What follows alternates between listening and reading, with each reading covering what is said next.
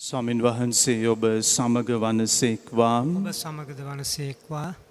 සුවිශේෂක ලූක්තුමන් විසින් ලියා තිබෙන දේව වාක්‍යය නම් මෙසේය. ස්වාමිනී ඔබට මහිමය වේවා. උන්වහන්සේ තමන් නැති දැඩි වූ නාසරෙත් නුවරට පැමිණ සිරිත් පරිදි සබත් දවසේදී ධර්මශාලාවට වැඩම කර කියවීම පිණිස නැකිට සිටිසේක. එවිට දිවැසිවර යෙසායාගේ ග්‍රන්ථය උන්වහන්සේට දෙන ලද්දේය. උන්වහන්සේ ග්‍රන්ථය දිගහැර මෙසේ ලියා ඇති තැන සොයාගස්සේක. සමිදානන් වහන්සේගේ ආත්මය මා කෙරෙහි ඇත. මක්නිසාද දිරිදුන් හට සුභාරංචිය දේශනා කරනුවස් උන්වහන්සේ මා ආලේප කළසේක. වහලුන්ට මිදීමද අන්ධයන්ට පෙනීමද ලැබෙන බව දන්වන්නටත් පීඩිතුවන් මුදන්නටත් සමිදානන් වහන්සේගේ ප්‍රසාදයලත් වසර ප්‍රකාශ කරන්නටත් මා ඒවා වදාළසේක. උන්වහන්සේ කියවා ග්‍රන්ථයේ අකුලා උපස්ථායක තැනටදී වැඩහුන්සේක. එකල ධර්මශාලාවේ සිටි සියල්ල උන්වහන්සේ කෙරෙහි නෙත් යොමා සිටියහ. උන්වහන්සේ උන්ට කතා කරන්නට පටන්ගෙන අද ඔබ සවන් දී සිටියදීම මේ ශුද්ධ ලියවිලි පාඨය ඉෂ්ට වී යයි වදාළසේක. සියල්ලොම උන්වහන්සේට ප්‍රශංසා කරමින් උන්වහන්සේගේ මුවින් පහළ වූ කාරුණික වචන ගැන පුදුමව මේ ජෝසප්ගේ පුතා නොවේ දැයි කීහ. එවිට උන්වහන්සේ කතා කොට වෙදතුමාණෙනි ඔබම සුවපත් කරගන්න යන ප්‍රස්ථාපිරුල ඔබ නිසැකවම මට ගෙන හැරපා. කපර්නාවුමේදී ඔබ විසින් කරන ලදැයි අප ඇසූ ක්‍රියා ඔබගේ උපන් ගමවන මෙහිදීත් කරන්නැයි මට කියනු ඇත. සැබවින්ම මම ඔබට කියමි ගමේ දිවැසිවරයා ගමට අගී නැත. සහතික ලෙස මම ඔබට කියමි එලියාගේ කාලයේදී 3 අවුරුදු සමසක් මුළුල්ලෙහි අහස පියවී රට පුරා දැටි සාගතයක් පැවති අතර ඊශ්‍රායෙල් රටේ බොහෝ වැන්දබුවන් සිටි නමුත් සිදෝන් පලාතේ ශාරපති වැන්දබුව වෙත මිස අන් කිසිවෙකු වෙතට එලියා නොයවන ලද්දේය. දිවැසිවර එලීෂාගේ කාලයේදී ඊශ්‍රායෙල් රටේ බොහෝ කුෂ්ඨ රෝගීන් සිටි නමුත් සිරියානු ජාතික නාමන් මිස අන් කිසිවෙක් සුවය නොලැබී යැයි වදාළසේක. ධර්මශාලාවේ සිටි මුළු සමූහයා ඒ අසා කෝපාවිෂ්ඨ වූහ. ඔහු වහා නැකිට උන්වහන්සේ නුවරින් පිටතට නෙරපා ප්‍රපාතයට හෙළුණුවස් ඔවුන්ගේ නුවර ගොඩනගා තිබුණු කන්ද අද්දරට ගෙන ගියහ. එහෙත් උන්වහන්සේ ජනකාය මැදින් ගමන් කර නික්ම ගියසේක. ගැලවීමදායක සුභාරංචිය නම් මෙසේය. ක්‍රිස්තුනි ඔබ වහන්සේට ප්‍රශංසා වේවා. සුළු මොහොතකට වාඩි වන්න. ක්‍රිස්තුස් වහන්සේ තුල මා ප්‍රියාදර සහෝදර සහෝදරියනි, ජේසුස් ස්වාමින් වහන්සේ මේ ලෝකයට වඩින්නෙම ශුද්ධාත්මයන්න් වහන්සේගේ අනුහසින්. එනිසා තමයි අපි ඉරුදින අපගේ විශ්වාසය ප්‍රකාශ කරමින් කියන්නේ ශුද්ධාත්මයන්න් වහන්සේගේ අනුහසින් උන්වහන්සේ කන්‍ය මරියාවන්ගේ කුසෙහි පිළිසිඳ ගත්තා කියලා. ඉතින් මා ප්‍රේමවන්ත සහෝදර සහෝදරි, ජේසුස් ස්වාමින් වහන්සේ එනම් උපතේ පටන්ම ශුද්ධාත්මයන්න් වහන්සේගෙන් ආත්මයන්න් වහන්සේගෙන් පිරුණු තැනන් වහන්සේ. ඒ ශුද්ධාත්මයන්න් වහන්සේ විශේෂාකාරයෙන් උන්වහන්සේගේ ජීවිතය තුළ ප්‍රත්‍යක්ෂ වෙන මොහොතක් තමයි උන්වහන්සේ ජෝර්දාන් නදියේදී බෞතිස්ම ස්නාපනය කරන මොහොත. ඒ මොහොතේදී මුළු ලෝකයක් දැක්කා උන්වහන්සේ ශුද්ධාත්මයන්න් වහන්සේගෙන් ආත්මයන්න් වහන්සේගෙන් පිරිච්ච තැනන් වහන්සේ කියලා. මම ප්‍රේමවන්ත සහෝදර සහෝදරියනි, මේ ආත්මයන්න් වහන්සේ, මේ ශුද්ධාත්මයන්න් වහන්සේ ජේසුස් වහන්සේගේ ජීවිතය පුරාවටම උන්වහන්සේගේ ජීවිතය තුළ වැඩ සිටමින් කළේ උන්වහන්සේව ටිකෙන් ටික වෙනස් කරන එක. ඒ මන්දයත් ආත්මයන්න් වහන්සේගේ ශුද්ධාත්මයන්න් වහන්සේගේ කාර්යය තමයි උන්වහන්සේ වැඩ සිටින තැන, ඒ වැඩ සිටින තැන ඉන්න පුද්ගලයන්ගේ ජීවිත වෙනස් කිරීම, හැරවීම. එහෙනම් ජේසුස් වහන්සේත් වෙනස් වුණා මේ ශුද්ධාත්මයන්න් වහන්සේගෙන් පිරීලා සිටිය නිසා. ඒ නිසා තමයි උන්වහන්සේ අද දින සුවිශේෂය අපි දකිනවා යෙසායා දිවැසිවරයාගේ ග්‍රන්ථය අරගෙන යෙසායා දිවැසිවරයා විසින් අවුරුදු ගානකට ඉස්සෙල්ලා කියන ලද දිවැස් වැකිය එදා සිනගෝගයේදී කියනවා. සමිඳුන්ගේ ආත්මය මා සමගයි, දිලිඳුන්ට සුභාෂ්ණ දේශනා කරනුවස් උන්වහන්සේ මා ආලේප කළසේක. වහලුන්ට මිදීමද, අන්ධයන්ට පෙනීමද, ගොළුවන්ට කතා කිරීමේ ශක්තියද, බිහිරන්ට ඇසීමද, ඒ වගේම සමිඳුන්ගේ වරප්‍රසාදය ලත් වසර ප්‍රකාශ කරන්නටද උන්වහන්සේ මා ආලේප කළා කියලා ජේසුස් වහන්සේ දා සිනගෝගයේදී කියන්නේ උන්වහන්සේ දැනගෙන හිටියා උන්වහන්සේ තුල ශුද්ධාත්මයන්න් වහන්සේ වැඩ සිටිනවා කියලා. මා ප්‍රේමවන්ත සහෝදර සහෝදරියනි, මේ ශුද්ධාත්මයන්න් වහන්සේ, මේ ආත්මයන්න් වහන්සේ ජේසුස් වහන්සේගේ ජීවිතය වෙනස් කරා කියපු ඒ සාධකය එදා උන්වහන්සේගේ ගමේ ජනතාව පිළිගන්නට කැමති වුණේ නැහැ. ඔවුන් දැනගෙන හිටියේ ජේසුස් වහන්සේව සාමාන්‍ය වඩුවෙකුගේ පුතෙක් විදිහට, සාමාන්‍ය කාන්තාවකගේ පුතෙක් විදිහට. නිසා ඔවුන්ට තේරුම් ගන්නට අමාරුයි මේ වඩුවෙක්ගේ පුතෙක්, සාමාන්‍ය කාන්තාවකගේ පුතෙක් මේ ආකාරයට වෙනස් වෙලා තියෙන්නේ කොහොමද?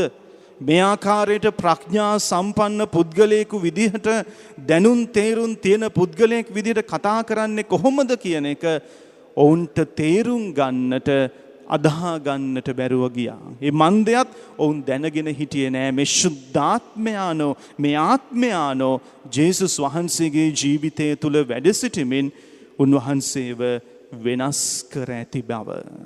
මා ප්‍රේමවන්ත සහෝදර සහෝදරියනි, ජේසුස් වහන්සේව වෙනස් කරපු ශුද්ධාත්මයන්න් වහන්සේම, ජේසුස් වහන්සේගේ ජීවිතය ටිකින් ටික වෙනස් කරපු ආත්මයන්න් වහන්සේම මේ ආත්මයන්න් වහන්සේ වැඩ සිටින හැම ජීවිතයක්ම, හැම මිනිසෙක්වම වෙනස් කරනවා. ඒක තමයි අපි දකින්නේ අපෝස්තලවරුන්ගේ ජීවිතය තුලත්.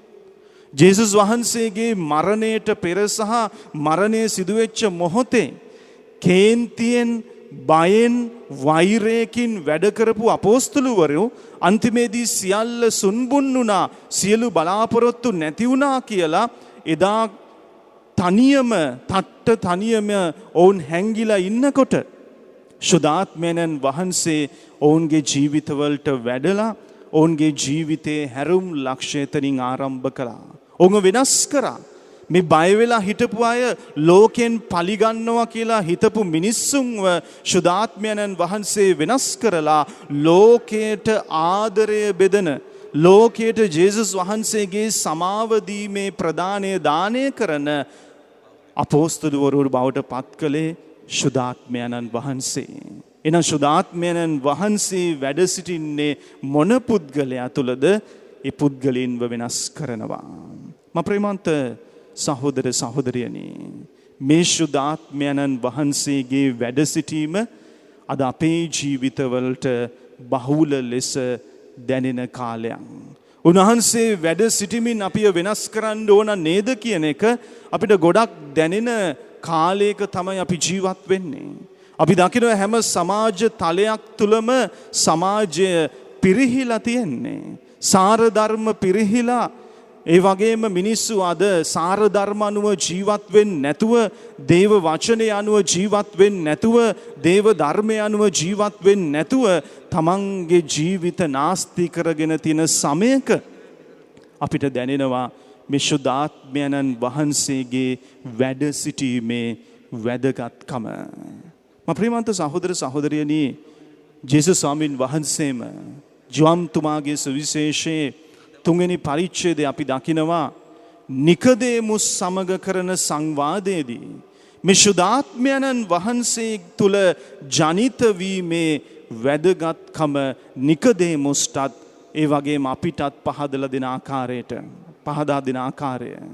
මොකද උන්වහන්සේ නිකදේමුස්ට පැහැදිලිව කියනවා යමෙක් නැවත ඉපදුනේ නැත්නම් ඔහුට සදාතන ජීවිතය ලබා ගන්න බෑ කියලා. දැන් යමෙක් නැවත ඉපදුන්නේ නැත්නම් ඔහුට සදාතනික ජීවිතය ලබා ගන්න බෑ කියලා ජේසුස් වහන්සේ නිකදේමුස්ට කියනකොට නිකදේමුස් අහනවා මිනිස්සෙකු මහලුව සිටියේදී නැවත තමන්ගේ මවගේ කුසට ඇතුල් වෙන්නේ කොහොමද කියලා. ඒතර ජේසුස් වහන්සේ නිකදේමුස්ට කියනවා මම ඔබට කියන්නේ නැවත වතාවක් මව් කුසට ඇතුල් වෙන්න කියලා නෙමෙයි. ඔබ සුදාත්මයන්න් වහන්සේගෙන් ආත්මයන්න් වහන්සේගෙන් සහ ජලයෙන් ජනිත වුන් නැත්තම් ඔබට ස්වර්ග රාජ්‍යයට ඇතුල් වෙන්න බෑ. වෙනත් වචන වලින් කිව්වොත් ජේසුස් වහන්සේ කිව්වේ ඔබ නැවත සුදාත්මයන්න් තුල ඉපදෙන්නට ඕන කියලා. මම ප්‍රේමවන්ත සහෝදර සහෝදරියනි අපි දන්නවා අද ගොඩක් සුදෝ සභාවෙන් කැඩිලා ගිය සභාවල් මේ සුදාත්මයන්න් වහන්සේගෙන් නැවත ඉපදීමක් දෙනවා. නැත්නම් ඉංග්‍රීසි භාෂාවෙන්ම කියනවා born again නැවත ඉපදෙන්න ඔබට අවස්ථාවක් තියෙනවා කියලා ඔවුන්ගේ සංඝයන්ට කතෝලිකයන්ට ආරාධනා කරන අවස්ථාවන් අපි ඇති වෙනකන් අහලා තියෙනවා දැකලා තියෙනවා. හැබැයි මා ප්‍රේමවන්ත සහෝදර සහෝදරියනි අපි දැනගන්නට ඕන කාරණාව තමයි අපිට නැවත ඉපදෙන්නට අවශ්‍යතාවයක් නැහැ. born again වෙන්න අවශ්‍යතාවයක් නැහැ. ඒ මන්දයත් කතෝලිකයන් වන ඔබව මාව ප්‍රසාද ස්නාපනය නැමැති සක්‍රමේන්තුව හරහා බෞතිස්ම ස්නාපනය කියන සක්‍රමේන්තුව හරහා ජේසුස් ස්වාමින් වහන්සේ දේව තාත්තත් සුදාත්මයන්න් වහන්සේ තුල ඔබව මාව ජනිත කරලා ඉවරයි. ඔබට මට නැවත උපතක් දීලා ඉවරයි. එහෙනම් අප තුල තියෙන ප්‍රශ්නය තමයි අපි තුල ඉන්න මේ සුදාත්මයන්න් වහන්සේට අපි ක්‍රියාකාරී වෙන්න ඉඩ දීලා නැහැ. ඒ නිසා තමයි අපේ ජීවිත තුල වෙනසක් නැත්තේ. ඒ වෙනස නැති නිසා තමයි අපි නැවත ඉපදෙන්න ඕන කියාගෙන born again වෙන්න ඕන කියාගෙන හැම තැනම යන්නේ. එහෙනම් හොඳට මතක තියාගන්න අපි තුල ඉන්නවා සුද්ධාත්මයන්න් වහන්සේ. ආත්මයන්න් වහන්සේ අපිව ජනිත කරලා ඉවරයි. උන්වහන්සේ සූදානම් අපිව වෙනස් කරන්න. නමුත් ප්‍රශ්නේ තියෙන්නේ අපි ප්‍රසාද ස්නාපනය තුල ලැබපු සුද්ධාත්මයන්න් වහන්සේව අපි අපේ ශරීර කූඩුව තුල හිර කරගෙන තියෙන්නේ. ඒ නිසා ජේසුස් ස්වාමීන් වහන්සේ අද අපිට කියනවා සුද්ධාත්මයන්න් වහන්සේව අපේ ජීවිත තුල හිර කරගන්නවට වඩා ආත්මයන්න් වහන්සේව හිර කරගන්නවට වඩා ඒ ආත්මයන්න් වහන්සේට අපේ ජීවිත මෙහෙවන්න ඉඩ දෙන්න කියලා. එදා ජේසුස් වහන්සේගේ ජීවිතය සුද්ධාත්මයන්න් වහන්සේට මෙහෙවන්න ඉඩ දීලා උන්වහන්සේගේ ජීවිතය වෙනස් ජීවිතයක් බවට පත් කරගත්තා වගේ අපෝස්තලවරුනුත් එදා පෙන්තකෝස්ත දවසේදී සුද්ධාත්මයන්න් වහන්සේ තුල ජනිත වෙලා ආත්මයන්න් වහන්සේගෙන් පිරීලා වෙනස් මිනිස්සු වුණා වගේ අපිත් සුද්ධාත්මයන්න් වහන්සේගේ මඟ පෙන්වීමට ඉඩ දෙනවා නම් ක්‍රියාකාරීත්වයට ඉඩ දෙනවා නම් උන්වහන්සේ අපිව වෙනස් කරනවා. අපේ නපුරු ගතිගුණ වෙනස් කරනවා. අපි සාර ධර්ම කඩනවා වෙනුවට සාර ධර්ම අනුව ජීවත් වන ජනතාවක් බවට පත් කරනවා. ඒ නිසා අපි මේ දිව්‍ය පූජා යාගය තුලදී සුද්ධාත්මයන්න් වහන්සේට කියමු.